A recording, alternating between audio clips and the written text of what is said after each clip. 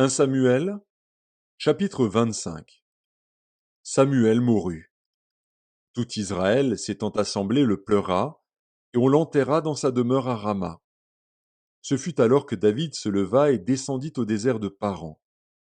Il y avait à Mahon un homme fort riche, possédant des biens à Carmel. Il avait 3000 brebis et 1000 chèvres, et il se trouvait à Carmel pour la tonte de ses brebis. Le nom de cet homme était Nabal, et sa femme s'appelait Abigaïl. C'était une femme de bon sens et belle de figure, mais l'homme était dur et méchant dans ses actions. Il descendait de Caleb. David apprit au désert que Nabal tondait ses brebis. Il envoya vers lui 10 jeunes gens, auxquels il dit: Montez à Carmel et allez auprès de Nabal. Vous le saluerez en mon nom, et vous lui parlerez ainsi: Pour la vie sois en paix, et que la paix soit avec ta maison et tout ce qui t'appartient. Et maintenant, j'ai appris que tu as les tondeurs. Or tes bergers ont été avec nous. Nous ne leur avons fait aucun outrage, et rien ne leur a été enlevé pendant tout le temps qu'ils ont été à Carmel. Demande-le à tes serviteurs, et ils te le diront. Que ces jeunes gens trouvent donc grâce à tes yeux, puisque nous venons dans un jour de joie. Donne donc, je te prie, à tes serviteurs et à ton fils David ce qui se trouvera sous ta main. Lorsque les gens de David furent arrivés, ils répétèrent à Nabal toutes ces paroles, au nom de David. Puis ils se turent. Nabal répondit aux serviteurs de David: Qui est David et qui est le fils d'Isaïe? Il y a aujourd'hui beaucoup de serviteurs qui s'échappent d'auprès de leur maître. Et je prendrai mon pain, mon eau et mon bétail que j'ai tué pour mes tondeurs, et je les donnerai à des gens qui sont je ne sais d'où. Les gens de David rebroussèrent chemin. Ils s'en retournèrent et redirent, à leur arrivée, toutes ces paroles à David. Alors David dit à ses gens: Que chacun de vous saigne son épée. Et ils saignirent chacun leur épée.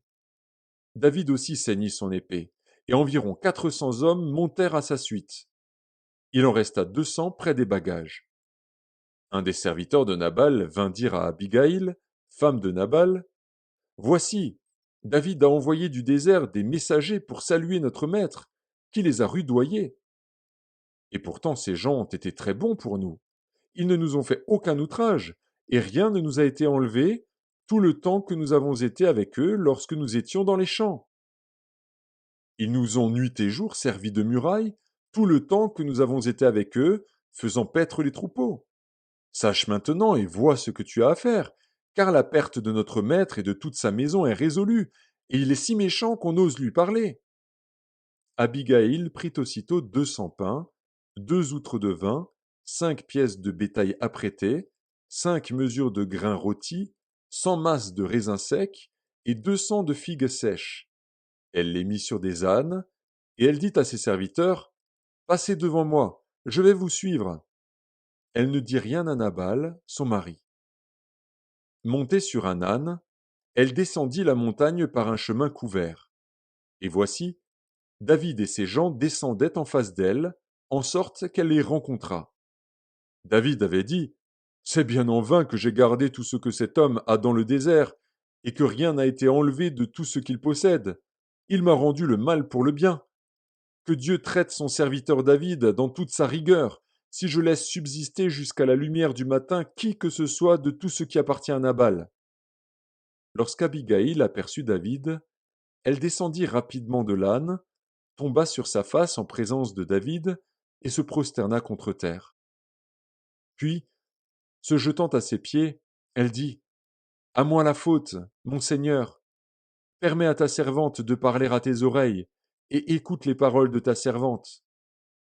Que mon Seigneur ne prenne pas garde à ce méchant homme, à Nabal, car il est comme son nom.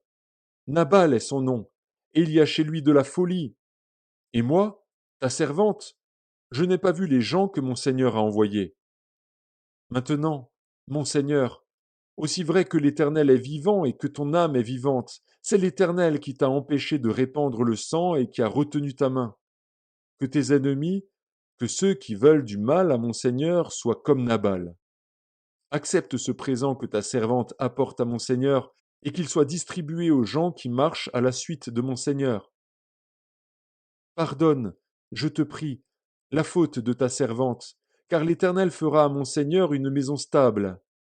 Pardonne, car mon Seigneur soutient les guerres de l'Éternel, et la méchanceté ne se trouvera jamais en toi. S'il s'élève quelqu'un qui te poursuive et qui en veuille à ta vie, l'âme de mon Seigneur sera liée dans le faisceau des vivants auprès de l'Éternel, ton Dieu, et il lancera du creux de la fronde l'âme de tes ennemis. Lorsque l'Éternel aura fait à mon Seigneur tout le bien qu'il t'a annoncé, et qu'il t'aura établi chef sur Israël, mon Seigneur n'aura ni remords ni souffrance de cœur pour avoir répandu le sang inutilement et pour s'être vengé lui-même. Et lorsque l'Éternel aura fait du bien à mon Seigneur, souviens-toi de ta servante. David dit à Abigaïl, béni soit l'Éternel, le Dieu d'Israël, qui t'a envoyé aujourd'hui à ma rencontre.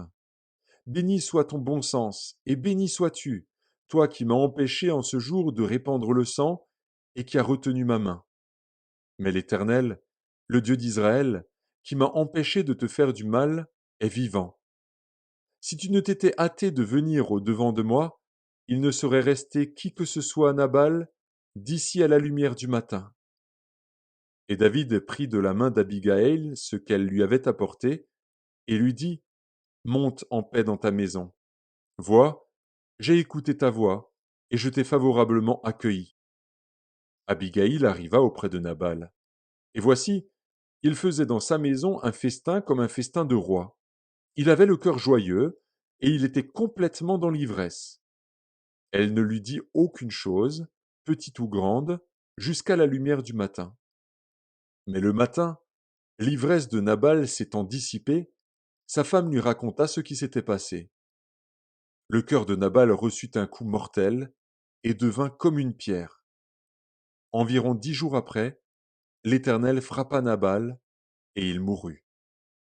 David apprit que Nabal était mort, et il dit, béni soit l'Éternel, qui a défendu ma cause dans l'outrage que m'a fait Nabal, et qui a empêché son serviteur de faire le mal. L'Éternel a fait retomber la méchanceté de Nabal sur sa tête. David envoya proposer à Abigaïl de devenir sa femme. Les serviteurs de David arrivèrent chez Abigaïl à Carmel, et lui parlèrent ainsi, David nous a envoyés vers toi, afin de te prendre pour sa femme. Elle se leva, se prosterna le visage contre terre, et dit, voici, ta servante sera une esclave pour laver les pieds des serviteurs de mon Seigneur. Et aussitôt Abigaïl partit, montée sur un âne, et accompagnée de 5 jeunes filles. Elle suivit les messagers de David, et elle devint sa femme. David avait aussi pris Akinoam de Gisréel, et toutes les deux furent ses femmes. Et Saül avait donné sa fille Michal, femme de David, à Palti de Galim, fils de Laïch.